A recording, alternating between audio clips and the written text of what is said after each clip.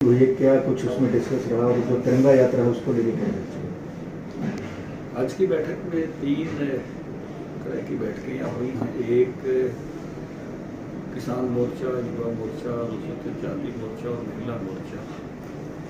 इसकी कार्यकारिणी जुलाई महीने में ही सब अनाउंस कर दी जाएगी, तो मोर्चों की पहले हो गई है। तो उसके लिए होमवर्क की एक बैठक आज मोर्चा अध्यक्षों के साथ, उनके प्रधानियों के साथ हुई है। इसके साथ साथ जो प्रधानमंत्री गरीब अन्न वितरण योजना जो है, उस योजना के लिए भी आज सभी जिला के उसके संयोजक बुलाए थे। उनके प्रांत के संयोजक सत्यप्रकाश जरावता और सह संयोजक सुरेंद्र राजे, उनके साथ एक बैठक हुई है। और किस प्रकार से ये जो अन्न जो गरीब कल्याण के लिए 80 करोड़ की आबादी के लिए उपलब्ध कराया है प्रधानमंत्री जी ने कोरोना काल में, इसकी क्वालिटी और क्वांटिटी यानी इसकी गुणवत्ता के साथ और जितनी मात्रा निश्चित हुई है वो सबको मिले, इसके लिए ये सारे की देख रेख करेंगे।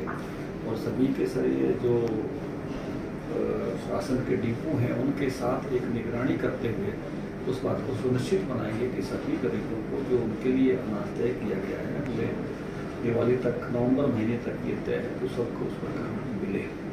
इसकी एक पूरी रूपरेखा बनाई गई है।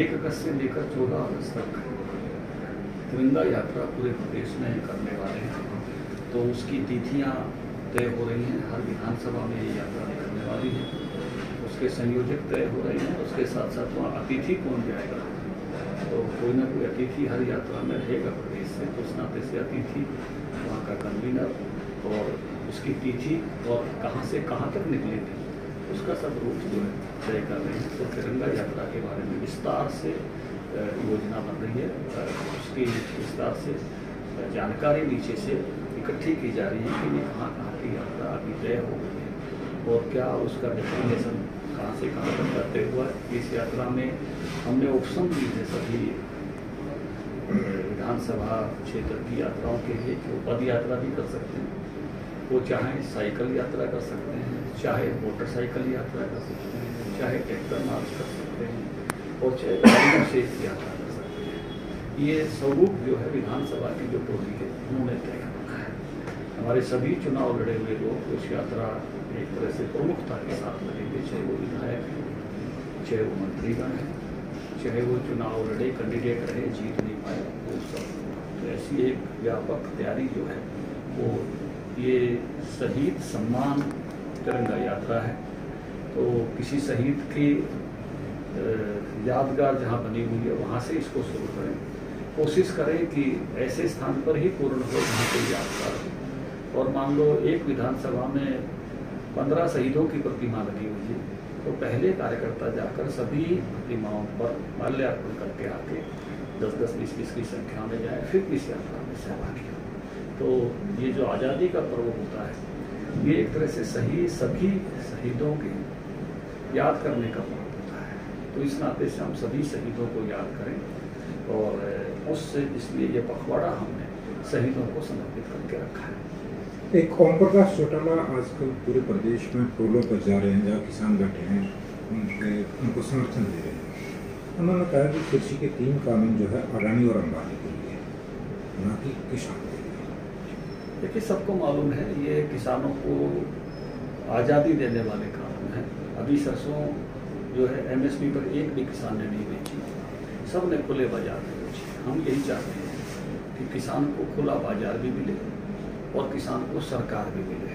जब मैं बाजार कहता हूँ तो ज़्यादा रेट मिले, हम वहाँ बेचेंगे। जब सरकार कहता हूँ और ज़्यादा रेट नहीं मिल रहा हो तो सरकार MSP पर खरीदे। ये दोनों ऑप्शन रहने चाहिए। किसान को ये बांध नहीं सकते कि बाजार का रेट कुछ भी हो तुम आओ और तुम MSP पे ही बेचो। तो ऐसा बांधना किसान के लिए कभी भी उचित नहीं होता। तो उस नाते से ये जो आग्रह कर रहे हैं कि मंडी और MSP रहे, लेकिन मंडी और MSP है जब आपको खुले बाजार में दाम कम मिले। जैसे कपास CCI cotton corporation of India ने खरीदी, लेकिन जब बाजार बढ़ गया, रेट ऊपर चले गए, तो CCI की जरूरत ही नहीं पड़ी। हम यही चाहते हैं कि किसान को खुला बाजार भी मिले, किसान को ये बंदिश नहीं लगाई जाए कि तुमको मंडी ही लाना पड़ेगा। यही बड़ी दिक्कत होती थी कि टैक्सेशन के मंडी के अधिकारी जाके खड़े होते हैं कि तुम बाहर क्यों बेच रहे हो, तुम हमारे टैक्स की चोरी कर रहे हो। हम चाहते हैं पूरा देश, 1 नेशन 1 मार्केट, पूरे देश में किसान कहीं भी जाकर जहां उसको ग्राहक मिले वहाँ जाकर कहीं भी अपना सामान अच्छे दाम से बेच सके। इन कानूनों ने ये आज़ादी दी है। इस आज़ादी का किसान जो है स्वागत कर रहे थे। केवल कुछ किसान संगठन हैं जो बंधे रहना चाहते हैं। वो तो ये भी नहीं चाहते थे कि किसानों को डायरेक्ट पेमेंट हो, इसका विरोध करते थे। आपने राज्यपाल जी के भाषण सुने होंगे, आपने चढ़ोड़ी के भाषण सुने होंगे। हमने डायरेक्ट पेमेंट की है, 16,000 करोड़ रुपया किसानों के खाते में डायरेक्ट किया गया है और सभी किसानों ने इसका स्वागत किया है। कुछ लोग पुराने सिस्टम से बांधे रखना चाहते हैं अपने निहित स्वार्थ के लिए, लेकिन किसान को उसकी संपन्नता के लिए आर्थिक आज़ादी देनी पड़ेगी। ये आर्थिक आज़ादी का पर्व है। इसके माध्यम से हाँ, इनमें जो कमियां हैं छोटी मोटी, वो सरकार ने कहा था कि हम दुरुस्त करने के लिए तैयार है। वार्ता भी हुई थी, कोई कानूनों में कुछ सुधार चाहते हैं, उसके लिए सरकार ओपन रही है। तोमर साहब की चिट्ठी भी आई थी, सारे मीडिया ने दिखाई थी, हमने भी पढ़ी थी। भाई कोई जायज़ सुधार बताते हैं तो हमेशा सुधार के लिए सरकार ओपन है। नहीं अब तो लेकिन वार्ता भी नहीं हो रही कोई। जब आप एक ही बात पर कहते हो यस और नो, तो वार्ता कैसे होगी? वार्ता खुलेपन से होगी। वार्ता इस बात से होती है कि सुधार करो, सुधार के लिए सरकार तैयार है। अगर आप सुधार की बात जाते हो करने जाते हो तो सरकार तैयार बैठी है। सरकार ने तो हाँ की थी सुधारों की। आप अगर यस नो का बोर्ड दिखाएंगे तो ये तो अड़ने वाली बात हुई ना। तो अड़ने से वार्ता नहीं हुआ करती है, वार्ता तो खुले मन से हुआ करती है।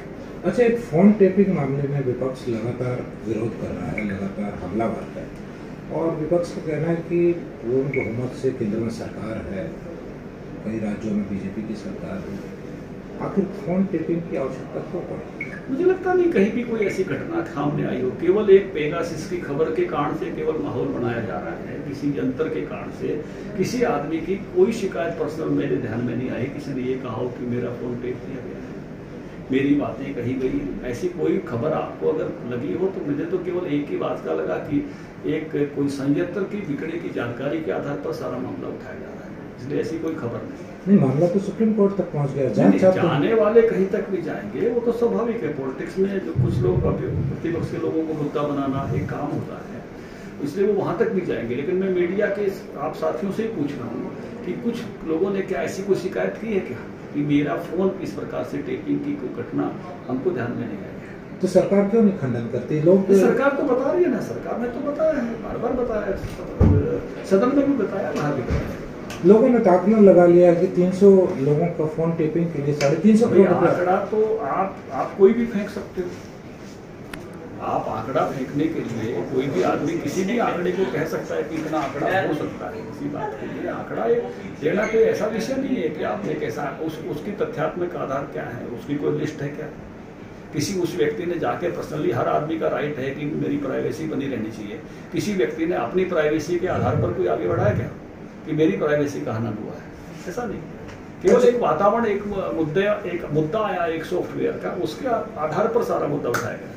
अच्छा, आपने कृषि मंत्री रहते हुए काफ़ी एफर्ट्स किए थे कि गन्नौर में जो सब्जी मंडी और फल मंडी बनी, और कांग्रेस के टाइम से ही वो चालू, लेकिन आज तक वो पूरी नहीं हुई। उसके तहत जो आप आह्वान करते थे किसानों को फसल चक्र अपनाने का, लेकिन किसान वही ढर्रा चल रहे, गेहूं के बाद धान। देखिए, मैं बार बार इस बात का समर्थक रहा हूँ, ये बात मैंने बहुत जोर से कही है कि भाई हम दिल्ली के आसपास हैं, 4 करोड़ लोगों का मार्केट हमारे आसपास है। हम पोल्ट्री के लीडर हैं पूरे भारत में। उत्तर भारत में हमसे आगे पोल्ट्री में कोई नहीं है।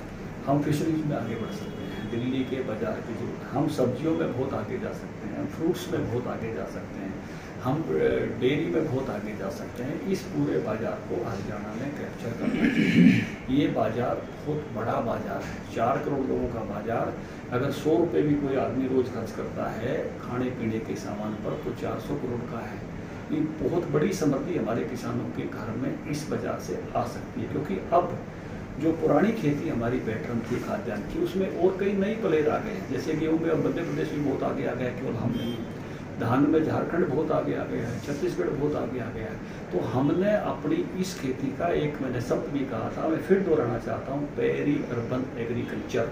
शहर के चारों तरफ शहर की ज़रूरतों के मुताबिक खेती करना, इससे हमारे हरियाणा के किसान के घर में समृद्धि आएगी। हम उस रास्ते पर बढ़े। सरकार ने उस बात के लिए काफ़ी बड़ी राशि इस बजट में आवंटित की थी कि हम जो कोल्ड चेन इसके लिए चाहिएगी। जो आपने कहा बड़ी सब्जी मंडी, जैसे हम गन्नौर की 25 किलो फ्रांस की मंडी है उसके लेवल की मंडी डेवलप करने का काम अब तेजी से चला हुआ है। तो ऐसी सब चीज़ें, एप्पल मंडी जो है उसके लिए बनाई गई है पिंजौर में, एक फूलों की मंडी डेवलप होने लग रही है गुड़गांव में। ये सब इंफ्रास्ट्रक्चर इसी काम के लिए कि हम एक नए रास्ते पर आगे बढ़े। तो उस रास्ते पर अगर किसान बढ़ेगा, इस लक्ष्य को लेकर चलेगा कि मेरे आसपास ये सबको सुविधा नहीं मिलती, ये सुविधा बम्बई के आसपास के लोगों को है, मद्रास के आसपास के लोगों को है, बंगलोर कलकत्ता के आसपास के लोग, वहाँ बड़े बाजार हैं। हमारे पास एक बड़ा बाजार है जिसको हम 3 तरफ से घेरते हैं। इस बाजार को हमने कैप्चर करना चाहिए। शुक्रिया। Thank you.